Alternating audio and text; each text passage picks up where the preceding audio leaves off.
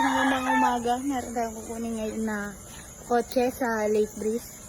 Pupunta muna tayo sa shop ni Boss Uben para kumuha ng truck para hilahin. Kasi wala lang siyang baterya para gumana. Pero pag once na may baterya yon, kagana yan. Pero para sa atin, scrap lang naman yan. Kaya panoorin nyo kung paano nila baklasin.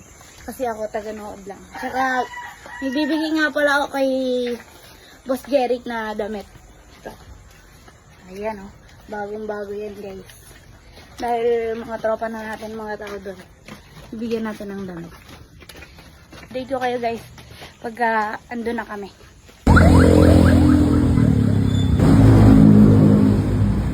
Guys, bibigyan natin yung t-shirt. Kahit naman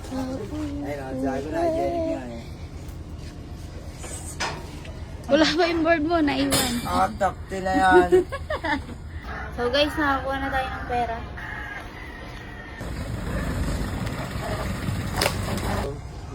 Bus na bus eh. Guys, susahin na tayo ngayon. Yeah.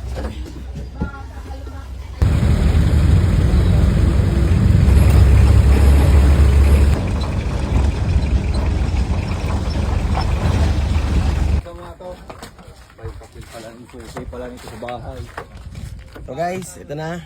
Ito natin. Oh, seatbelt na kami ha. Baka naman ano pa kami.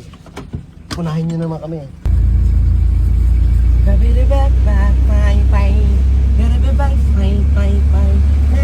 down. Let me down.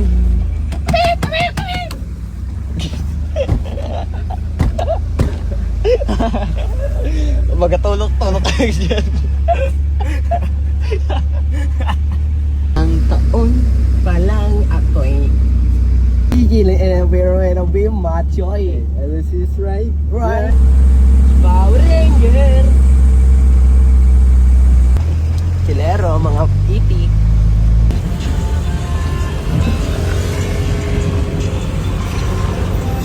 Sa kami guys. Masabi mo. Boss. So guys, nandito na kami. Oh, gising na, asulog.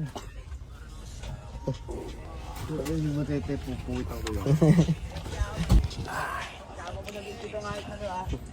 Patolok-tolok. Nang babangga pa. Oh, locals yarn? Oh. Locals yarn? Oh, wala na doon. Palibreng kain si Bossing. Si Boss Uben may palibre, no? Salamat, boss. Alright. Tulog kasi si Porta yan. Pagkalitan mo nga itong mga to, patamad-tamad eh. Yan, nagay. Uy, natulong ako. Ano yung mga kalitos kayo ha?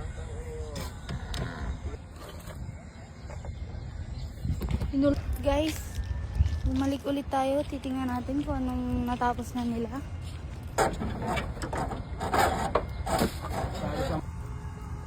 Guys, yan, nagpuputol na siya ng wire. Update guys.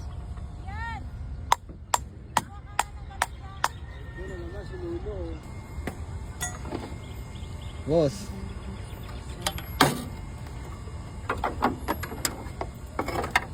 Guys, inabot na po kami ng gabi.